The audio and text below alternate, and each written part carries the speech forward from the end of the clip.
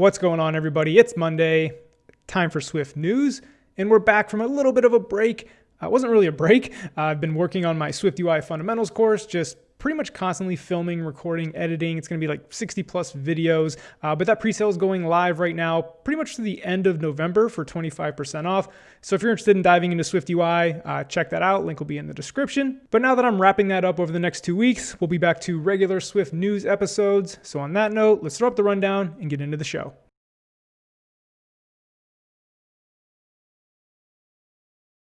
First up, there's an Apple event tomorrow. That's always fun. Can never have enough of those. And it's going to be, focused on the Mac, Apple Silicon. And I'm not like spreading leaks. They basically announced this at WWDC that Apple Silicon Macs were coming later this year. Now, they're calling this the One More Thing event. And if you know anything about Apple, those are pretty cherished and special words. So I think that's kind of a bold move to use that as like the title of this event. So that makes our minds run wild, right? Like you can't really use one more thing on something you've already announced at WWDC, right? With the new, Apple Silicon Macs. I guess maybe a complete redesign of the Mac that's super futuristic. That could be worthy of a one more thing, I think. I have my fingers crossed for AR glasses. I think that is like a 0.1% chance of happening, but that's kind of what I hope the one more thing is.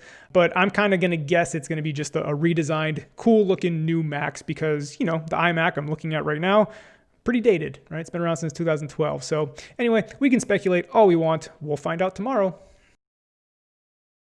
Next up is something a lot of you might have to deal with very soon. So I wanted to put this at the top of the show. Here it is, app privacy details on the App Store, right? It says later this year, the App Store will help users understand an app's privacy practices before they download an app on any Apple platform. And I think it was 9to5Mac or Mac Rumors, one of those sites, basically called this like nutrition labels for your app privacy, essentially. And you can see the picture here. I'll blow it up here in the edit, but you can see on your App Store page, it's going to let the user know like what data you're tracking. So if you've prioritized privacy like Apple did, this is probably great news for you. If you've been doing some shady stuff, might want to look into that. And the key thing here is, this information will be required to submit new apps and app updates to the App Store starting December 8th. So that's 1 month from today. I'm recording this on Sunday. So you might have to act pretty quickly. And if you want more information, the link will be in the description, but that you can see what it'll look like. But they do give details on what all this means, right? Data collection, optional disclosure, types of data. I'm not going to go too much into this because it is pretty in depth. It's a nice resource. But if you have any questions on what you need to include, what's optional, what you don't need to include, about tracking and all that stuff, hopefully this document helps you out with all that. And again, this is all taking place, as you see here, starting December 8th, right? And this is what the App Store is going to look like. So if you have an app on the App Store, you should probably get on this. Moving on, we have the Swift Concurrency Roadmap by Ben Cohen here, posted on the Swift forums. And this has kind of been discussed for a while now, but we're starting to see it take shape here. So it says, our goal is to make concurrent programming in Swift convenient, efficient, and safe. And this is actually a very long document. So I'm going to give just the high level overview. Highly, highly, highly recommend you dive in and read this. Probably read it 2 or 3 times, to be honest with you. There's a lot in here. But again, at a high level, the end state of these changes will make asynchronous programming convenient, clear at the point of use, provide a standard set of language tools and techniques that Swift developers can follow, improve the performance of asynchronous code through better knowledge at compile time, and eliminate data races and deadlocks in the same way Swift eliminates memory unsafety. Now, this sounds like a lot, and a key thing to note here is the introduction of these features will span multiple Swift releases.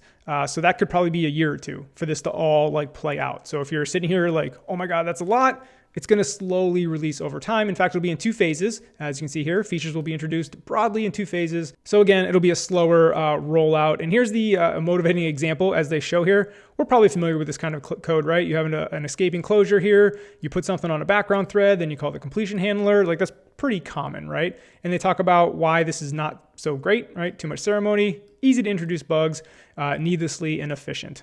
And it goes on to talk about in this way of doing things, Swift requires self to be explicit in the closures. So some programmers respond to this by just adding weak self everywhere. So anyway, the bottom line is the syntax will be cleaned up and much easier to use. Here's an example of that syntax, right? You label it async, and then you can see the await keyword here. So this is that async await pattern that has been talked about for a while now. So that, again, that's a high level. Like I said, this is a super detailed document that explains everything. It talks about the first phase, the second phase, how it's going to roll out. Again, I'm scrolling down just to show you how super detailed it is.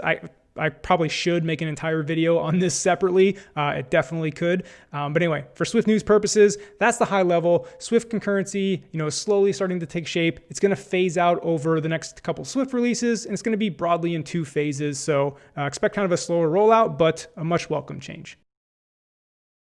Next, we have the Missing Catalyst Guide by craft.do, and it's if you're building a Mac Catalyst app, it's required reading. It's pretty detailed with some disclaimers here, which I'll read here. It says about this guide, it says, this guide is biased. It isn't a comprehensive from a technology perspective, as it is created directly from our own experiences, right? They don't use SwiftUI. They don't compare it to Electron. They just talk about their experiences and what they did. But as the title of this is, right, the Missing Catalyst Guide, there's not a lot of like documentation or guides out there. And let's talk about how like detailed this is. So there's a couple sections, right? Design, engineering, product, and distribution. So let's just take a look at the design, right? So this goes deeper and deeper into like a table of contents, right? So here's, all the stuff you can dive into. And it's very visual, which I always like, right? Let's take a look at blur, shadows, and depth, right? So you get all the visual examples as they're explaining the differences. And again, I'm going fast because there's so many sections in this, but like I said, nice visual example. So that's one in design. Let's just show one in engineering just to show you kind of the breadth here. How much code is shared versus custom per platform, good stuff like that. But again, more engineering stuff, performance, if you really want to dive into, scrolling performance, all the little stuff. Again, super, super detailed based on their experience. And like I said, very visual, very informative. So that's just a quick overview. You can see it goes very, very deep, but that is the Missing Catalyst Guide from Craft. And like I said, if you're building a Catalyst app or thinking about building a Catalyst app, must read. Since the last episode of Swift News, iPhone 12 has been released. They're in people's grubby little hands. So Jeff Hackworth here, creator of the app Adaptivity, which is a great app that shows different screen sizes and dimensions and how to handle that, has a nice post all about the new iPhone 12 screen sizes and their resolutions. And again, this is a very visual guide. And as we scroll down, we can see the resolutions here for the new iPhones. And what's always nice to see, right, is none of these resolutions correspond to existing devices. The iPhone 12 mini has an extra surprise in store, just like the iPhone 6, 6S, 7 Plus, right? The app running on the iPhone 12 mini renders at different resolution to what is actually shown on screen. So fun stuff. That's why Jeff's app, Adaptivity, is so great, because it's a lot to keep track of right now. But again, I'm going to scroll through this really quickly. He goes phone by phone, second gen iPhone SE. We talk about the iPhone 11, the iPhone 11 Pro, and he uses those as a baseline to compare to all the new iPhone 12s. And actually, I wanted to point this out. I just saw it, right? So we're used to this 44, point status bar. Well, the thing of note with iPhone 12 and all the various sizes is like the status bar changes a little bit. Like here's the keynote here. Let's go to the iPhone 12 Pro. And by the way, he goes through all these and he talks about zoom mode, not zoom mode. So very, very thorough on the screen sizes, but I want to showcase an example of the status bar shenanigans going on, right? So here on the iPhone 12 mini, the status bar is 6 points taller than on the iPhone 11 Pro, right? It was 44, now it's 50 points. So you're gonna get an extra thick, status bar or safe area.